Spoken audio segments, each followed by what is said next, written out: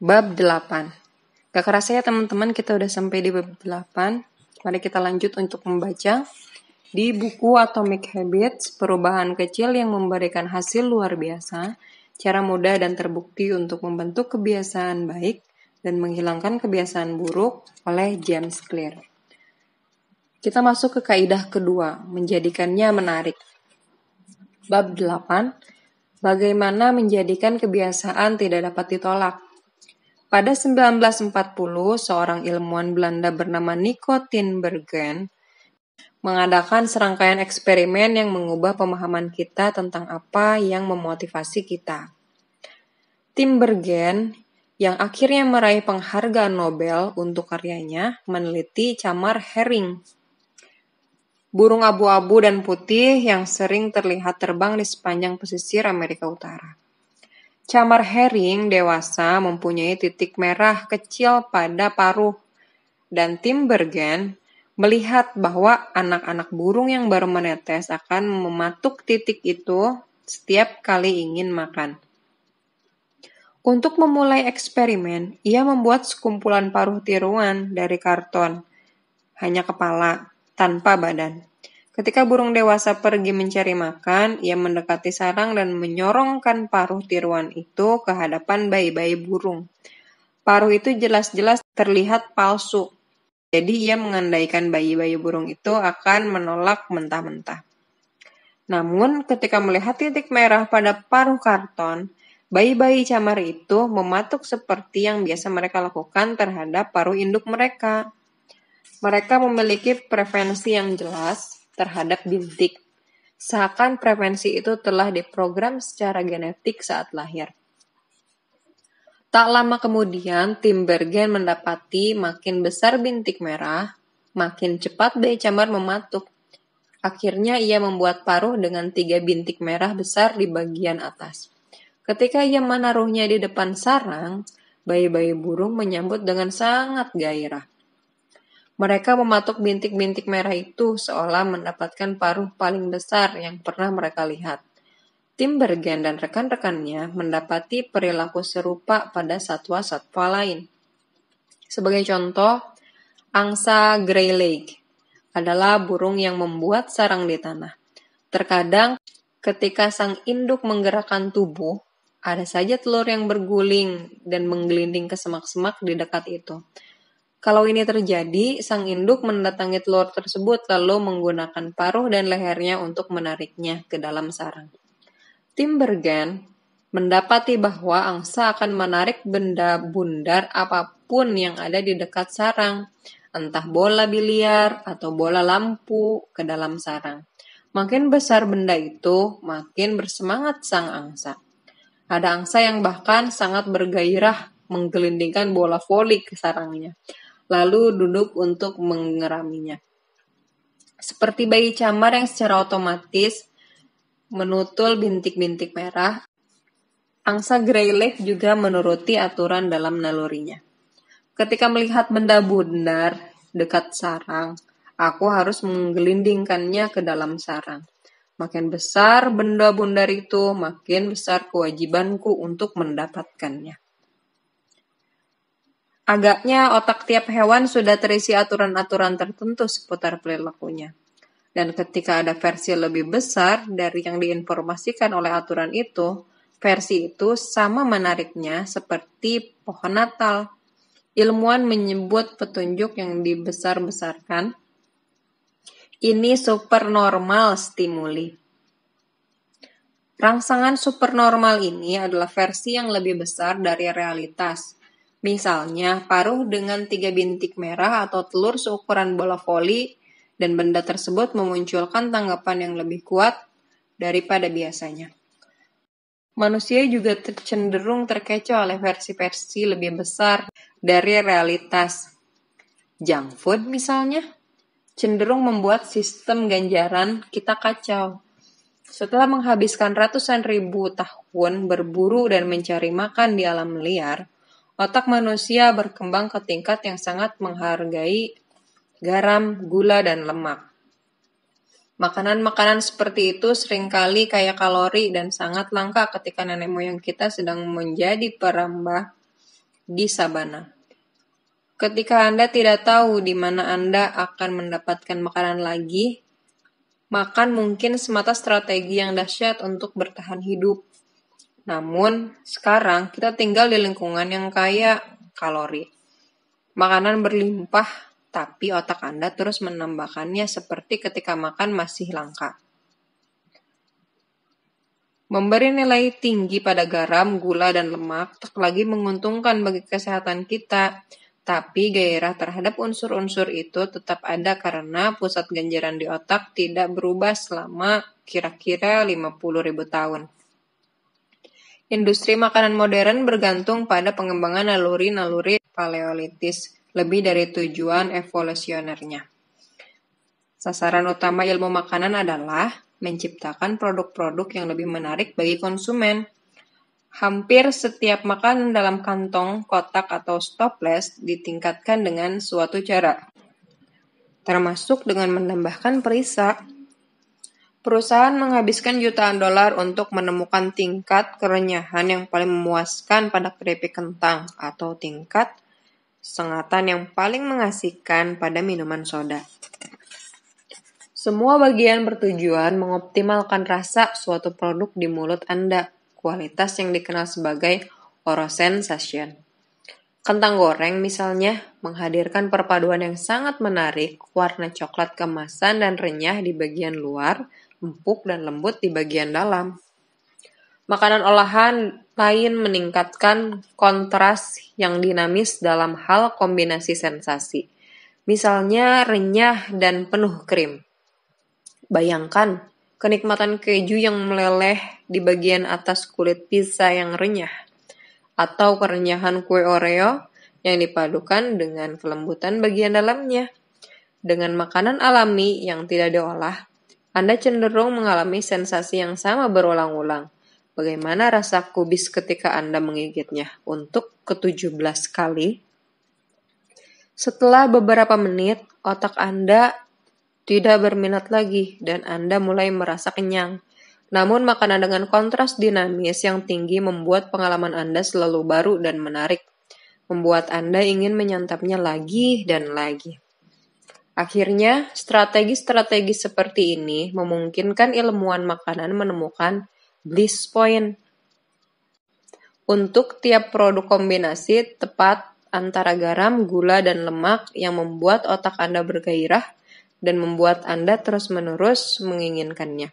Hasilnya tentu saja adalah Anda makan lebih dari semestinya karena makanan yang luar biasa lezat jelas lebih menarik bagi otak manusia. Seperti kata Stephen Guyenet, pakar ilmu saraf yang mengkhususkan diri pada perilaku makanan dan obesitas, kita menjadi kelewat pandai dalam menekan tombol kita sendiri.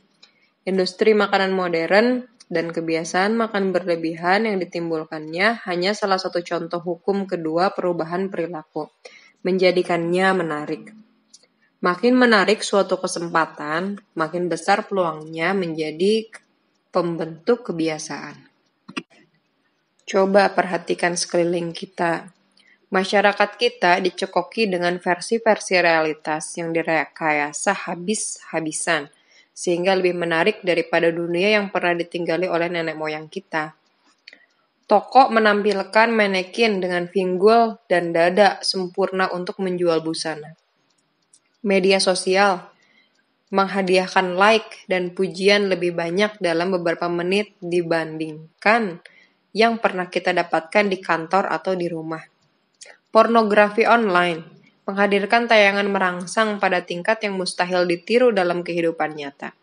Iklan diciptakan dengan kombinasi yang ideal dalam pencahayaan, rias profesional, dan penyuntikan menggunakan Photoshop, bahkan sosok yang dijadikan model tidak mirip lagi dengan sosok pada citra akhir yang dihasilkan. Inilah rangsangan-rangsangan supernormal dalam dunia modern kita. Orang melebihkan fitur-fitur secara alami menarik bagi kita. Dan naluri kita bertambah liar karenanya. Menjadikan kita mengembangkan secara berlebihan kebiasaan berbelanja, kebiasaan bermedia sosial, kebiasaan menonton pornografi, kebiasaan makan, dan banyak lagi. Bila sejarah menjadikan panduan, peluang-peluang di masa mendatang akan lebih menarik daripada peluang-peluang saat ini. Kecenderungan mencari ganjaran menjadi lebih terkonsentrasi dan rangsangan untuk menjadi lebih daripada saat ini makin memikat. Junk food adalah bentuk kalori yang lebih terkonsentrasi daripada makanan alami. Minuman keras adalah bentuk alkohol yang lebih terkonsentrasi daripada bir. Video game adalah bentuk permainan yang lebih terkonsentrasi daripada permainan papan yang tradisional. Dibandingkan dengan yang alami, pengalaman-pengalaman syarat kenikmatan ini sulit ditolak. Otak kita sama seperti otak nenek moyang, tapi dengan godaan yang tak pernah mereka hadapi. Bila meningkatkan peluang terjadinya perilaku, Anda perlu menjadikannya menarik. Selama diskusi kita tentang hukum kedua, tujuan kita adalah belajar cara menjadikan kebiasaan-kebiasaan kita tidak dapat ditolak. Karena tidaklah mungkin mengubah setiap kebiasaan menjadi rangsangan yang super normal. Kita bisa menjadikan suatu kebiasaan lebih menarik untuk melakukannya. Kita harus mulai dengan memahami apa yang dimaksud dengan gairah atau craving dan cara kerjanya. Kita mulai dengan mencermati ciri biologis yang ada pada semua kebiasaan lonjakan dopamin. Lingkaran umpan balik yang digerakkan oleh dopamin. Ilmuwan dapat memantau kapan persisnya kebangkitan selera berlebihan terjadi dengan mengukur neurotransmitter yang disebut dopamin.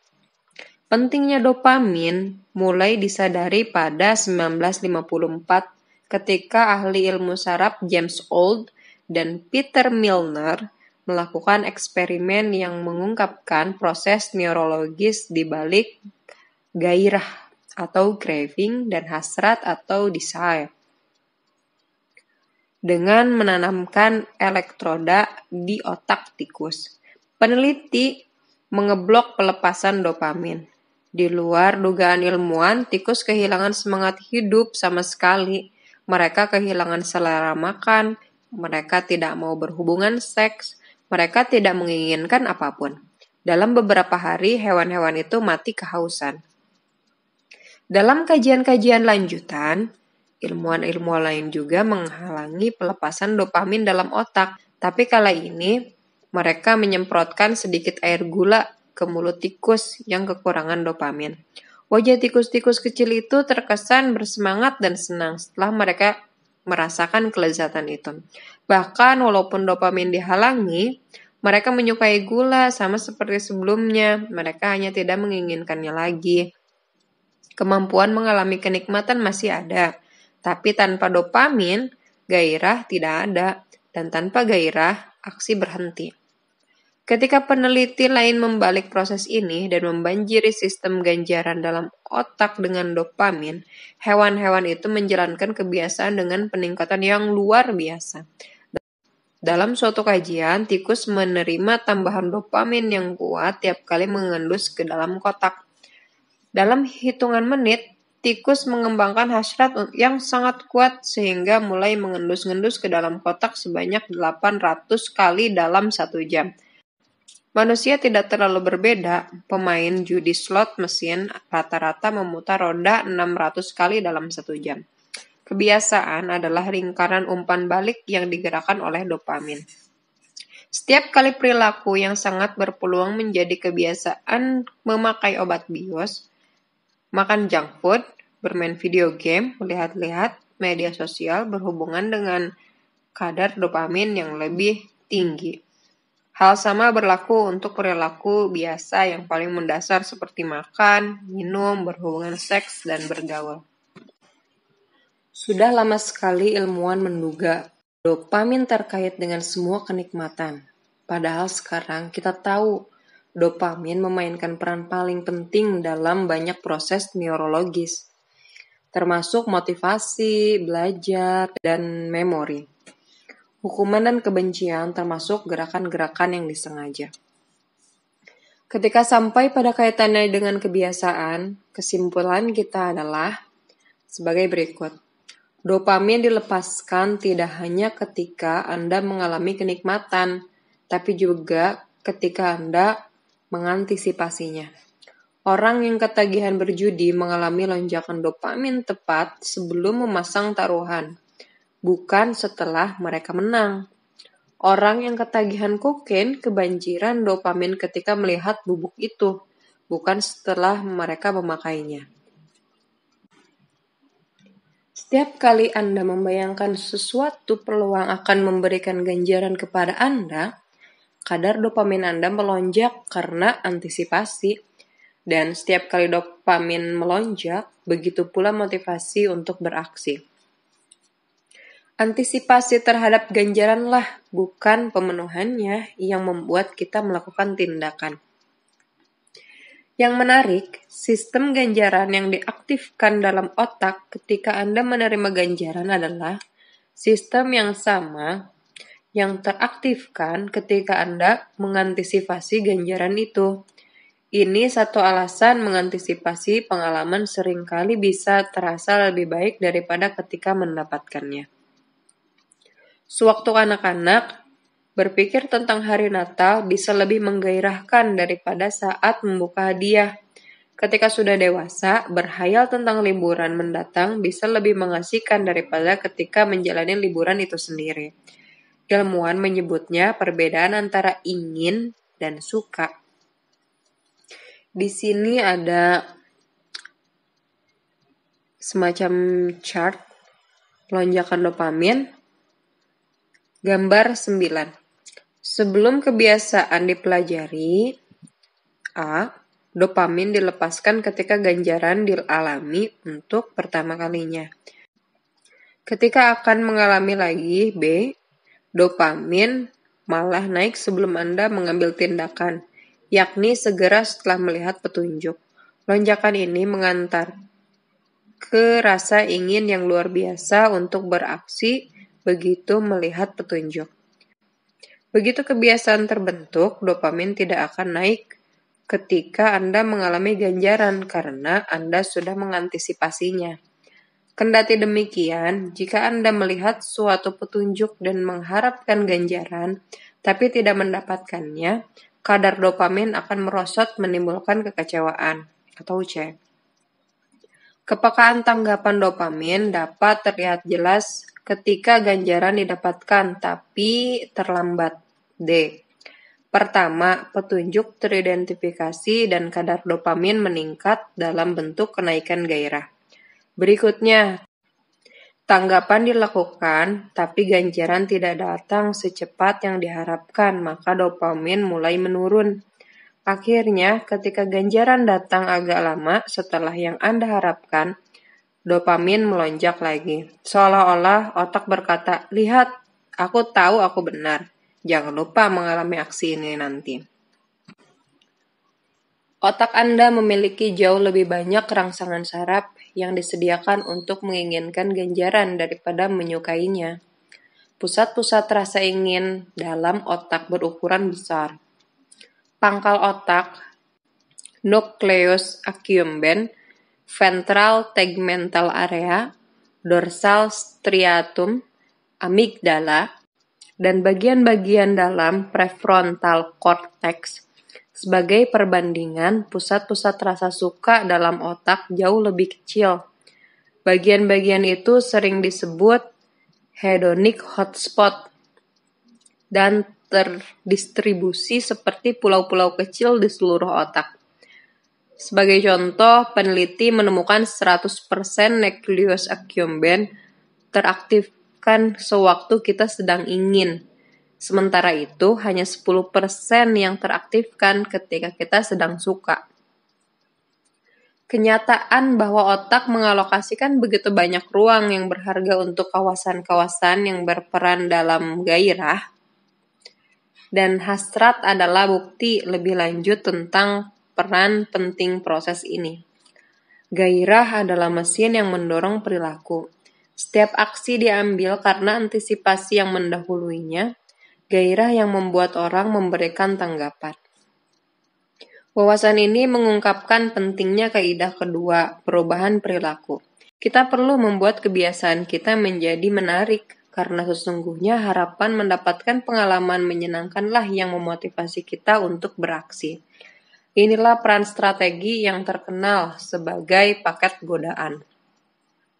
Cara menggunakan paket godaan untuk menjadikan kebiasaan lebih menarik. Ronan Brainy, mahasiswa teknik elektro di Dublin, Irlandia, senang menonton Netflix, tapi ia juga tahu bahwa ia harus lebih sering berolahraga. Menggunakan keterampilan tekniknya, Brainy memodifikasi sepeda statis, menghubungkan dengan laptop dan pesawat televisi, kemudian ia menulis program komputer yang akan memungkinkan Netflix dapat ditonton hanya jika ia bersepeda pada kecepatan tertentu. Kalau ia menurunkan kecepatan terlalu lama, apapun yang sedang ditonton akan berhenti sampai ia mulai mengayuhi lagi. Kata salah seorang penggemarnya, ia menghilangkan obesitas sambil menonton Netflix. Ia juga menggunakan paket godaan untuk membuat kebiasaan olahraganya lebih menarik. Paket godaan bekerja dengan mengaitkan aksi yang Anda inginkan dengan aksi yang perlu Anda lakukan.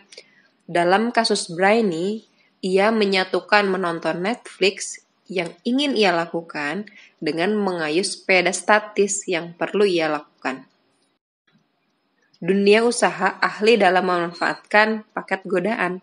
Sebagai contoh, ketika American Broadcasting Company, lebih dikenal sebagai ABC, meluncurkan acara Kamis malam untuk tayangan film 2014 sampai 2015. Mereka mempromosikan paket godaan dalam skala besar-besaran. Setiap Kamis, perusahaan itu menayangkan 3 serial drama berdasarkan naskah yang ditulis oleh Shonda Rhimes. Grey Anatomy, Scandal, dan How to Get Away with Murder. Mereka menyebut acara itu TGIT on ABC. TGIT pendekatan dari Thank God It's Thursday. Selain mempromosikan pertunjukan, ABC mendorong pemirsanya menikmati berondong jagung, minum anggur, dan menikmati malam itu. Andrew Kubitz, kepala bagian pengaturan acara ABC, menjelaskan gagasan di balik kampanyenya itu. Kami memandang Kamis malam sebagai kesempatan untuk menonton, entah bagi pasangan atau lajang, yang ingin duduk santai sambil menikmati anggur dan berondong jagung. Kecemerlangan strategi ini adalah bahwa ABC menghubungkan yang perlu dilakukan oleh pemirsa menonton serial drama mereka dengan sesuatu yang sudah diinginkan oleh mereka, duduk santai sambil menikmati anggur dan makan berondong jagung. Sejalan dengan waktu, orang mulai menghubungkan menonton ABC dengan perasaan santai dan terhibur. Jika Anda menyeruput anggur dan makan berondong jagung pada pukul 8 malam setiap Kamis, akhirnya Kamis 8 malam berarti saat untuk bersantai dan bersenang-senang. Ganjaran menjadi terhubung dengan petunjuk dan kebiasaan menyetel televisi menjadi lebih menarik. Anda lebih mungkin merasa suatu perilaku menarik bila dapat melakukannya sambil melakukan sesuatu yang Anda sukai. Mungkin Anda ingin mengetahui gosip terakhir para pesohor, tapi Anda perlu tetap menjaga bentuk tubuh. Menggunakan paket godaan, Anda hanya bisa membaca tabloid dan menonton reality show di sasana kebugaran. Mungkin Anda ingin merawat kuku, tapi juga perlu membersihkan email. Solusinya, hanya menjalani perawatan kuku sembari memeriksa email yang sudah lewat waktunya.